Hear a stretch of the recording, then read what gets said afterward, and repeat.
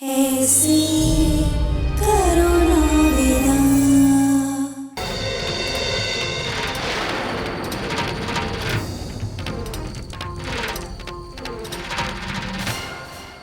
क्षमा कीजिए छोटे कुंवर जी, लेकिन आपकी जान बचाने के लिए अब हमारे पास कोई दूसरा रास्ता नहीं है। चलिए छोटे संभालिए बेटे कुंवर जी, हम घोड़ा लेके आओ। चल जल्दी चल। चल रंजीत, चल रंजीत चल, गांव वाले आते ही होंगे।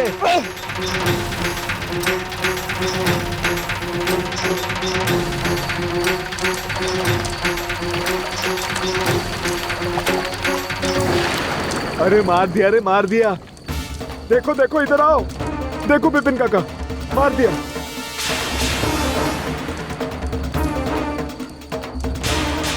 अरे ये तो सोना हिरन है, अपना पवित्र हिरन। अरे ये अपशगुन किसने कर दिया? विपदा आएगी काका, हमारे गांव में जरूर विपदा आएगी। जरूर आएगी विपदा।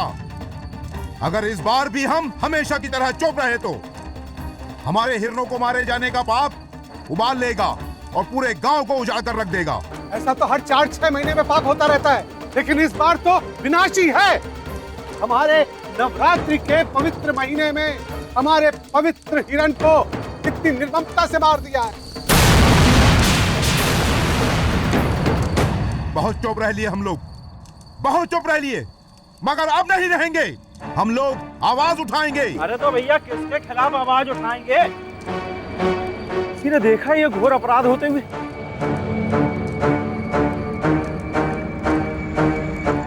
ये देखो गोली, विदेशी गोली है ये।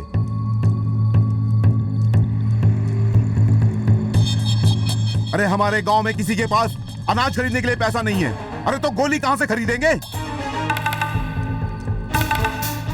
इस पूरे भवानीगढ़ में एक ही परिवार है जो इस गोली को और इस गोली को चलाने वाली विदेशी बंदूक को खरीदने की ताकत रखता है। और वो परिवार कौन है अब जानते हैं? राजघराना। अरे वो लोग अच्छी तरह से जानते हैं कि हमने इस हिरण को अपने पूर्वजों का स्थान दे रखा है, लेकिन नहीं, हमारी भावनाएं तो राजघराने में एक स्नान घर में गंदे पानी जैसी है। हम सब अभी के अभी रानी मां के पास चलकर इस विषय में सवाल जवाब करेंगे। लाखन, जी भैया।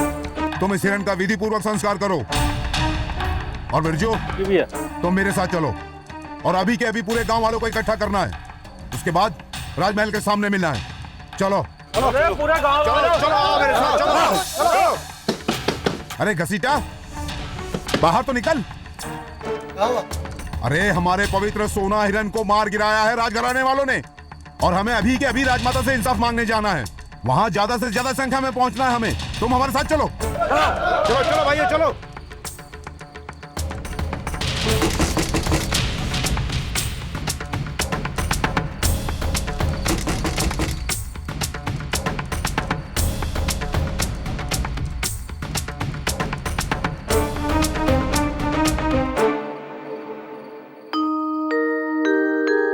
बापू, मैं ब्याह नहीं करूंगी।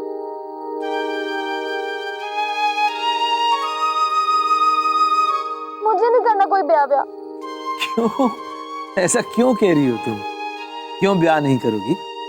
बस नहीं करना तो नहीं करना, चाहे दादी अपने सारे जेवर दे दे, चाहे माँ सारी नई साड़ियों का लालच। मैंने कह दिया मैं नहीं करूंगी बस। अरे कोई कारण भी तो समझ में आए। अरे ये कारण क्या कम है कि शादी के बाद लड़की को घर छोड़ के जाना पड़ता है। मैं इसी आंगन में पली बड़ी, ऐसे कैसे 7 दिन में सब कुछ छोड़ के जाऊं?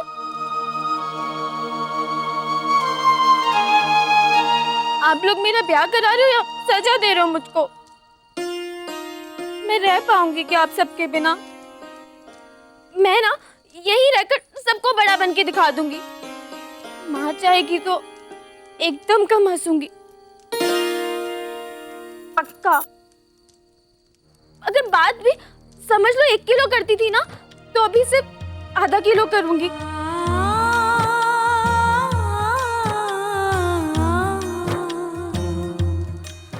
यहाँ से मत निकालो।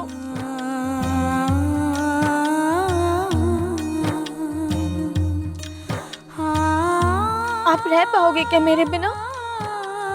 जब मूर्ति बनाओगे तो किसका चेहरा टटोलोगे? माँ और दादी में से कौन है मेरे जितना सुंदर? और आपको ये कौन बताएगा कि आपके आसपास क्या हो रहा है?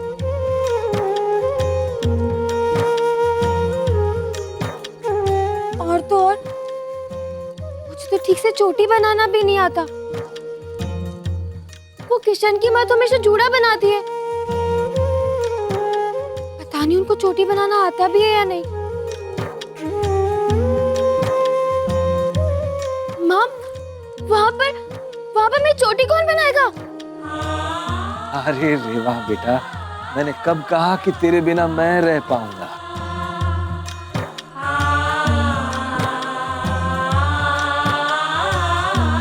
लेकिन दुनिया की कुछ रीत है जिसे निभाना होता है बेटा। ईश्वर जब किसी माँ की कोख में बेटी देता है ना, तब उसकी मुट्ठी में बाप के नाम एक चिट्ठी भी रख देता है, जिसमें ये लिखा रहता है कि इतने समय तक बेटी को पालना, उसे खूब प्यार करना और करवाना भी, और फिर ठीक नियत समय पर कन्यादान कर देना, वरना पाप लगेगा।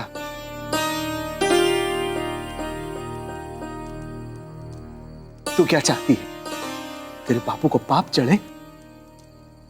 अरे बहुत अच्छा घर है बेटा, बहुत अच्छा घर है। तू बस ये समझ, तेरे बापू की जिंदगी भर की चिंता खत्म हो गई।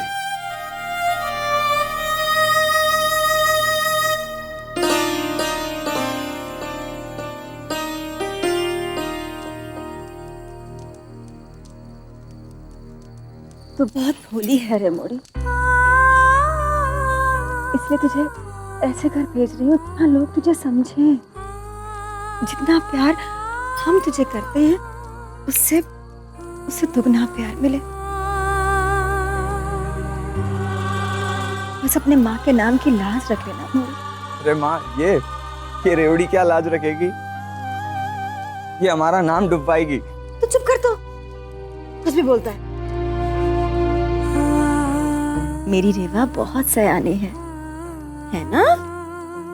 माँ, ये सियानी ही नहीं, चालाक भी है। अभी मन तो लड्डू फूट रहे होंगे कि ब्याह होगा मेरा, नए नए कपड़े, नए नए गहने। सामने देखो कैसे नौटंकी कर रही है। आप चुप रहो भैया, मैं सब जानती हूँ। आप सबके सब लोग मिलकर मुझे इस घर से निकालना चाहते हो।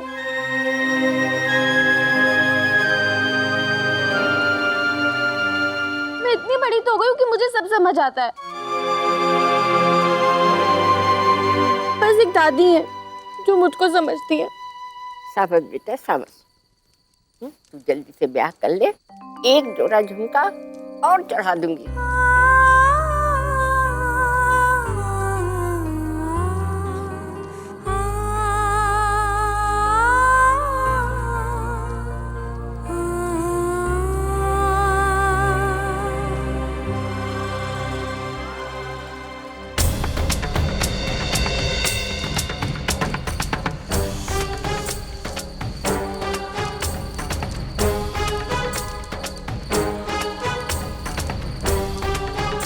नर्मदे सुनावा चाचा, क्या हुआ? सरहद भाई, हमारे गांव की सरहद पर किसी ने सोना हिरन को मार गिराया है। ये बड़े ही अपशगुन की बात है, इसीलिए सारे गांव वाले इकट्ठा होकर राजमहल जा रहे हैं। आपके यहाँ से भी किसी एक को चलना होगा। सारे गांव की सहमति होना भी जरूरी है। लाखी, लाखी, ये आवाजें कैसी? देखते हैं। माँ, सुदामा काका ने बताया है कि जंगल में किसी ने सोन हिरण को मार दिया है। सोन हिरण को मार दिया है, सोन हिरण को मार दिया है, सोन हिरण को मार दिया है, सोन हिरण को मार दिया है।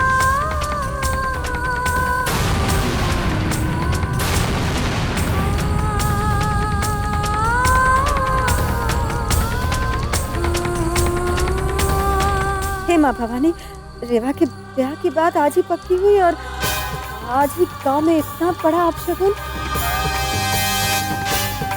ये कोई अशुभ संकेत तो नहीं है?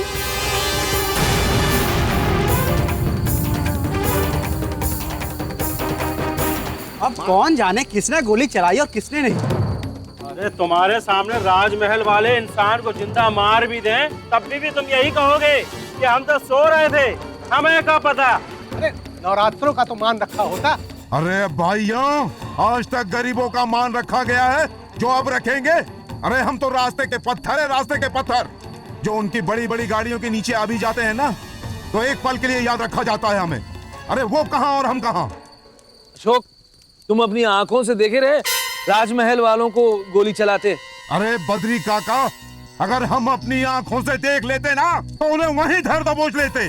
फिर उन्हें पता चल जाता कि नवरात्रों में हमारे पवित्र सोना हिरण को मारने का क्या अंजाम हो सकता है। विदेशी बंदूक की विदेशी गोली देखी हमने सोना हिरण के अंदर, और इसका जवाब देना होगा राजमहल वालों को। चलो भाई, चलो। अच्छा, हाँ, जो भी हो, ये वक्त राजमहल जाना ठीक ना होगा। हम लोग सुबह तक तो इंतजार कर ही सकते हैं ना। अरे काका, उन्होंने हमारे पवित्र नवरात्रों की कौन सी परवाह की है जो हम उनकी नींद की परवाह करें। चलो चलो भाइयों, चलो चलो चलो। अरे बद्री भैया, आप कहाँ जा रहे हो? आप इस भगदड़ में न जाओ, आप घर पे चलो। लाखी, ये